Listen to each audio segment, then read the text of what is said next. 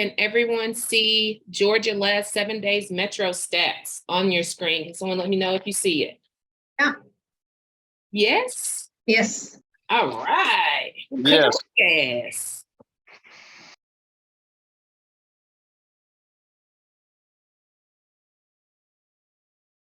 Well, we're going to be in true realtor fashion, and we're going to start on time. How's everybody doing today?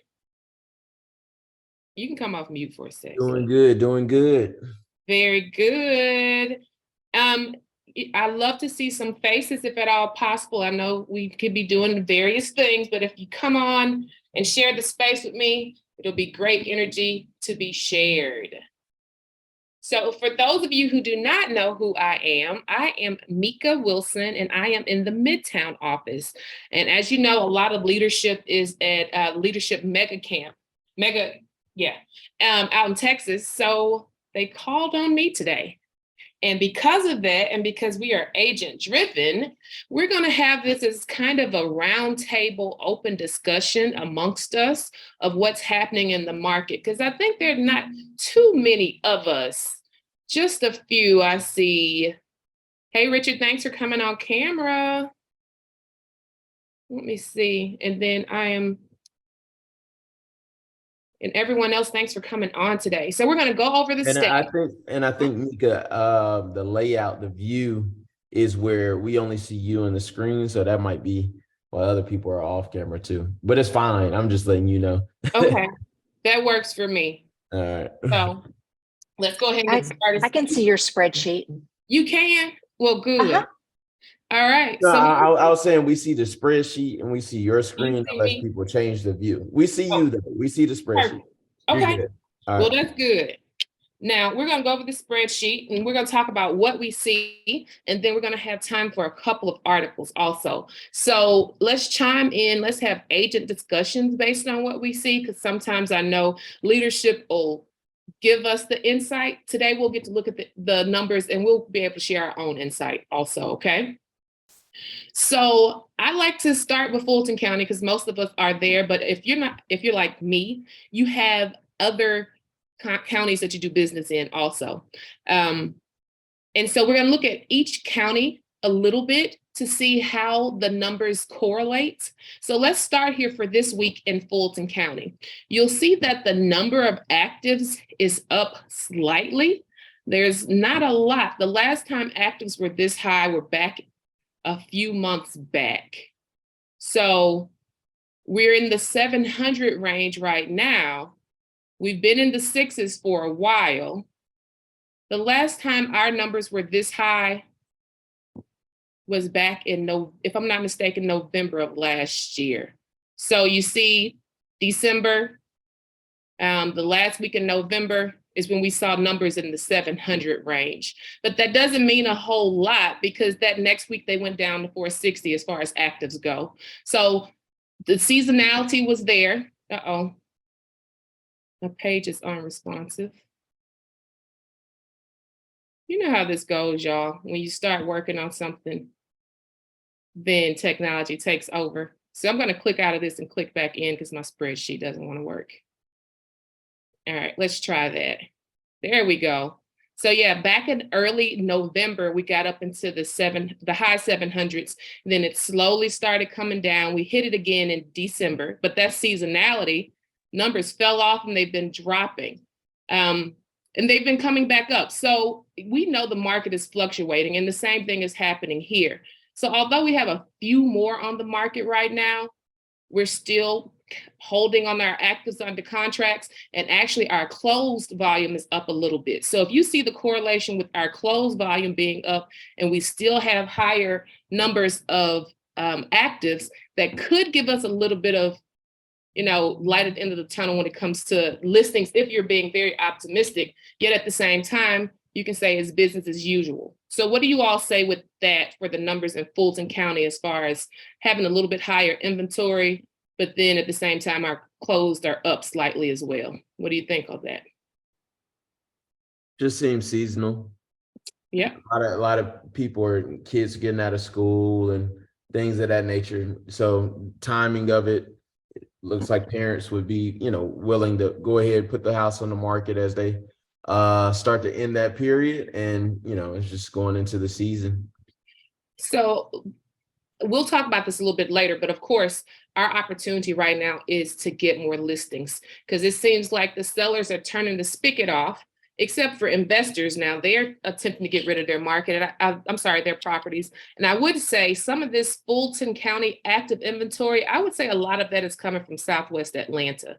I personally just had a listing that went live a few days ago. It did go under contract, but a lot of the listings over there are sitting on the market and they have some down arrows. So there are pockets in the city where we have quite a bit of active inventory. Yet at the same time, we got other parts where you got multiple offers. And we're going to continue to talk about that when we get to the articles as well. So let's also talk about some other counties. Let's look at DeKalb County and what's happening.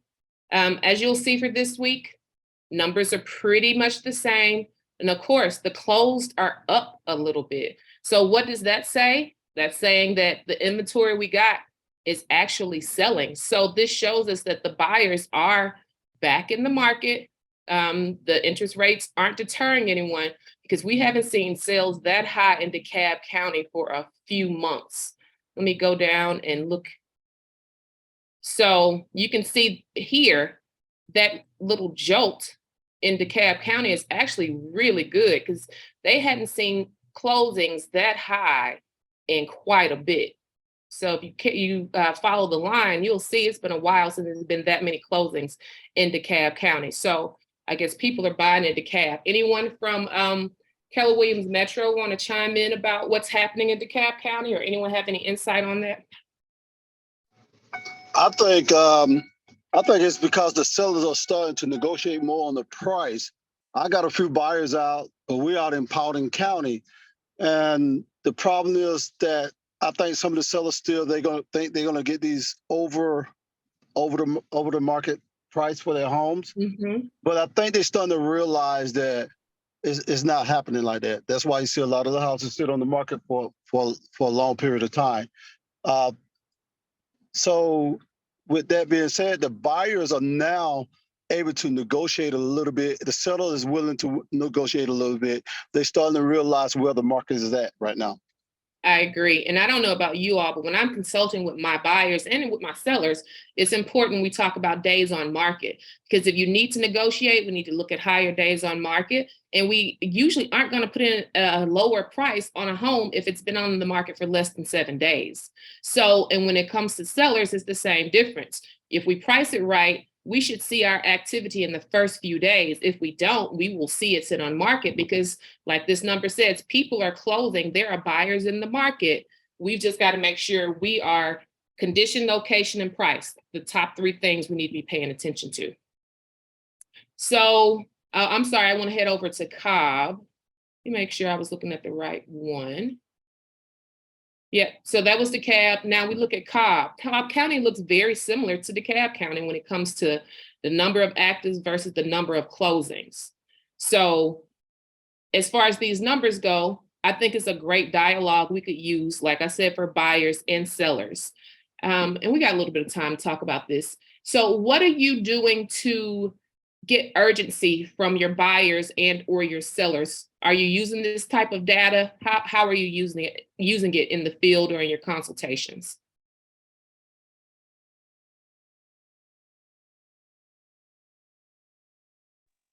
Bueller. With my listings, I normally just kind of, like I said, I'm in Paulding, things kind of move a little fast out there.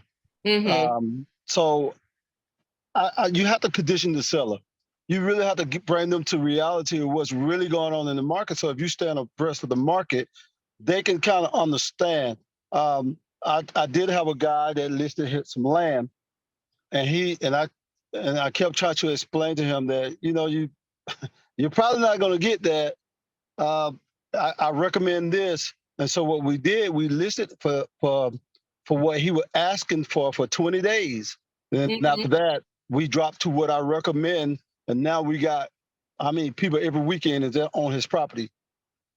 And that brings me to another question. I don't know if you all listen to the Pivot Shift Ahead with James Shaw in the morning. For me, it's like my getting ready morning news, but it's real estate related. And it always comes out of the Shift, the One Thing, the MREA. And this morning, the discussion was about, do you take an overpriced listing knowing that it's overpriced? Because there are agents who say they never take overpriced listings. And then you have agents who say they will take the overpriced listing, but they set forth expectations. Anybody want to chime in on yours? You just gave me great insight. I don't know who you are from Paulding. You don't have a name up, just Samsung. So anyone else want to talk about setting expectations on overpriced listings? I'm sorry, I'm Kirby Choates. I'm from Keller Williams Atlanta Classic on Camp Creek Parkway.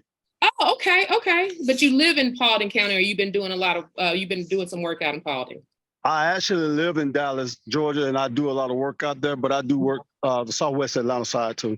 Okay, understood. Okay, yeah, Paulding is got a lot of movement out there right now, because people who have been priced out of the counties that are closer to the city center are moving further out. Because we all know that idea of Atlanta, come here and you'll get a lot.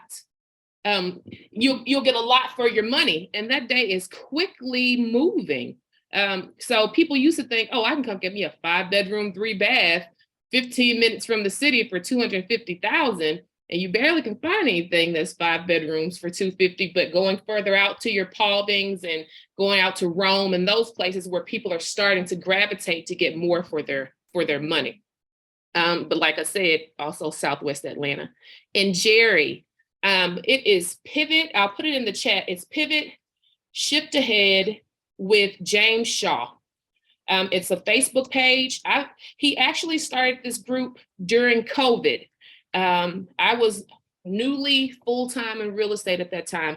And this is when I decided to go full-time, is when COVID kicked in. Well, he started this morning call to help us figure out and strategize about the market we thought was coming. Well, the market is something totally different. And we still have a daily mastermind that gives information on what's happening in the market, taking the books that we know and breaking it down and making it relative. So for me, it's like going to real estate church every day, and they take a passage out of the Bibles and we break it down. And it's just about 20 minutes, and it's agents from all over the world on there.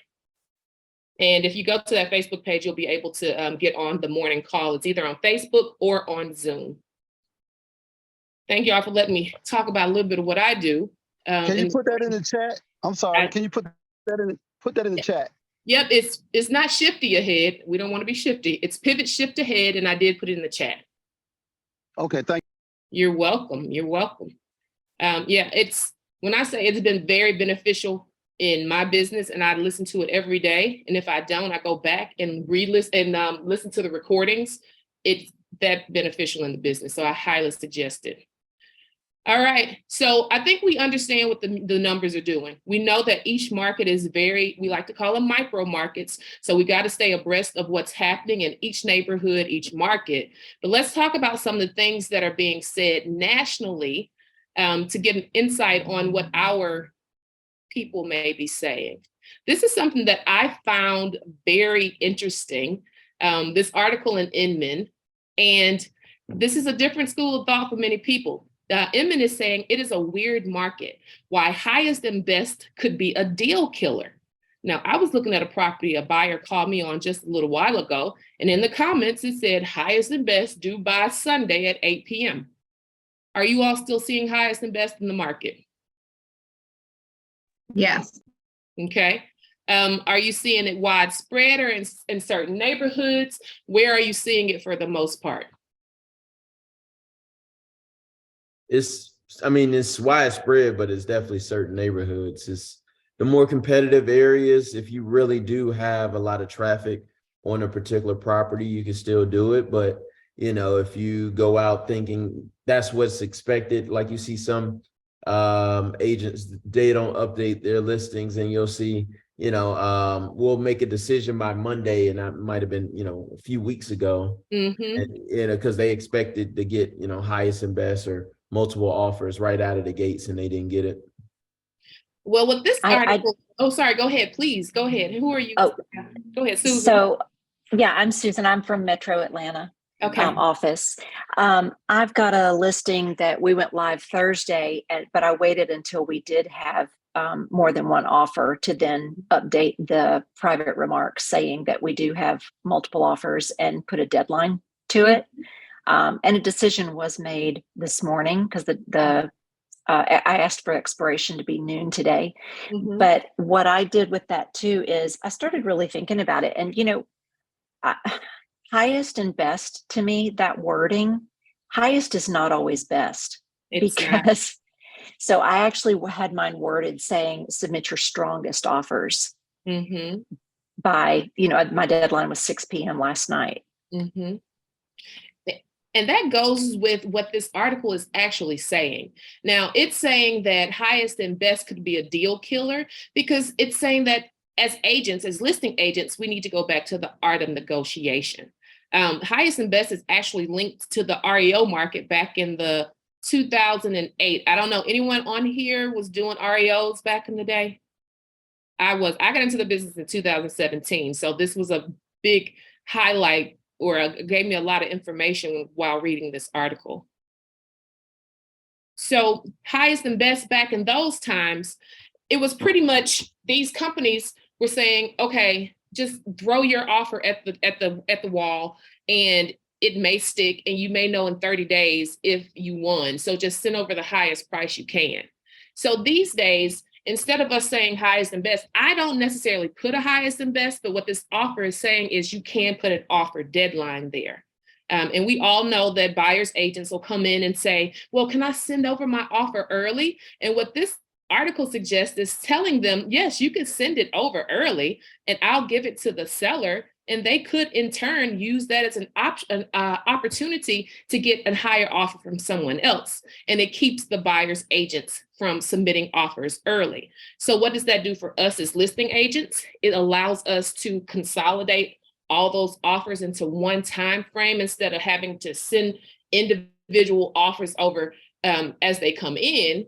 But it also controls how much you have to touch the listings. We know the one who controls the listing is controlling the market. So we can have better control of our time by implementing some of the principles of highest and best without actually calling for it. So this article suggests that what we should do is take in the offers by the offer deadline, go through each offer individually. If you don't have a clear-cut winner, then you go back to the offers, you call them, don't just put up a blanket highest and best, call each individual agent, or I always did like the top 5, top 10, and tell them, you have an opportunity to come in and fine tune your offer. With the seller's permission, you could give them an idea of what fine tuning means. So that's where you could take highest and best and actually do our due diligence and get the best offer and make the most for our clients instead of just putting highest and best. Now, that's all hypothetical because if you have a 250 renovated unit and you're getting 500 showings, and I'm exaggerating, of course, you don't necessarily want to call 25 agents. So what this is saying is to put our personality back into doing real estate, to actually negotiate instead of just throwing a highest the best out there, yet still put an offer deadline out there to give people insight as to how long they have to submit their best offer. Okay, so I'll just scroll down. It says, highest and best removes the necessity for listing agents to do their job. It robs the process of transparency. And it's not an actual counter offer. Now, that was very provocative also. Highest and best isn't a counter offer. Actually countering someone's offer is calling them and saying what they could do or allowing them to resubmit offers and then with terms and prices and everything like that. So what is your school of thought when it comes to highest and best? Are you still using them? Are you taking highest and best without saying it? How do you approach it when you're dealing with your listings?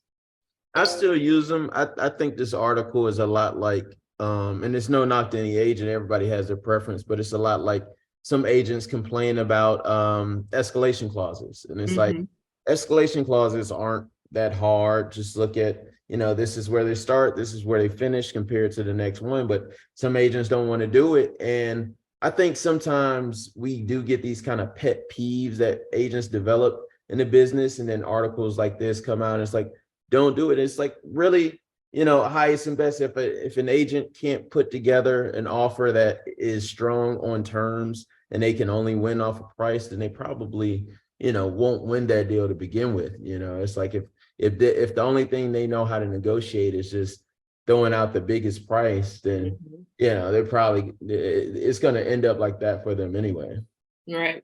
And like I said, from this article, one thing I do want to start implementing into my listings, but it could go both ways, and I'll talk about this, is putting an offer deadline there. Now, the reason I say maybe not put an offer deadline is I had my listing in Southwest Atlanta that went up on Friday. I strategically don't show until open house so I can have a control where I know I can tell my sellers, okay, everyone had ample time to see it. This is the open house. We had 50 people through, or we had 2 people through. Based on the traffic, we can gauge what's going on. If there's only 2 people, is it because it's priced too high for the area it's in? Do the pictures not show up? We could be able to look at different things. Well, this particular situation, because of how it's described and the photos and everything, I had an agent send over her offer on Saturday, and it ended up being, Friday. We didn't have open house till Saturday, and it happened to be the winning offer. And guess what? She was the only offer, and we only had 2 people through open house, and no one else has seen it. So the offer deadline not being there didn't have anything to do with what was happening. My sellers wanted to go ahead and put it under contract, and they were able to accept an offer early because we didn't put an offer deadline there. So I think it really just depends on the traffic of the listing, all the specifics, and that's where we're the experts and are able to gauge what we should do. Okay. Anybody have anything to add to that little dialogue, soliloquy? All right, let's look at our last article. Zillow says rent should stop driving inflation soon. Does anyone here deal with leases? Or are you all just doing sales only? Anybody doing leases out there in the market right now? Well, if you aren't, I have been doing some of those also. And I will say that some landlords are having to reduce their prices these days. Now, if you have single family homes, 3, 4, 5 bedrooms in sought after areas, you may see them going off the market quickly. Yet I work in the condo market with leases, and my landlords are having to move quickly on the prices. If it hasn't been rented in 2 years and they were used to getting increases in prices, now they're having to look at the market and say, well, maybe I can't take it up again, and we have to soften the price.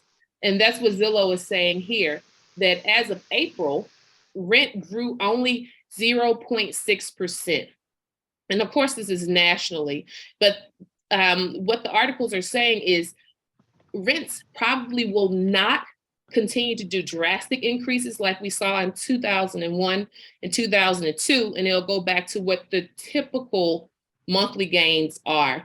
What we saw from 2016 and 2019 of 0.07%, we're about back in line with where that is. So I don't know if you all have seen, especially here in Midtown, there are a lot of buildings going up, but how many of them are for sale? Not a whole lot.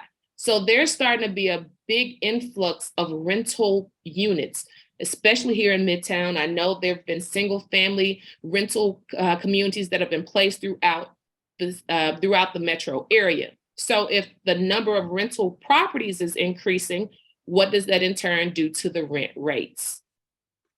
Makes them kind of normal. They may not necessarily fall, but they're going to remain and not gain as much traction as they had been. So typical rent in the US right now is $2,018 a month. And that's up 1.3% since January. So typical rent is 5.3 higher than it was a year ago. And it's been consecutively growing, yet the articles do say they see that a rent slowdown is coming, especially in the western part of the United States. Of course, we're insulated here in Atlanta, so everything, again, it's a micro market. So here's the rent trends that Zillow observed for us. I know that's like saying a bad word, but they pay attention to all these things for us. So you can see typical rent slowly increased, but then we know what happened here. What made year over year and month over month in 2021 to 2022 go up so drastically? What made that happen? Anyone? They had the moratorium out. Moratorium. What else do you think it may have been? Availability in the market.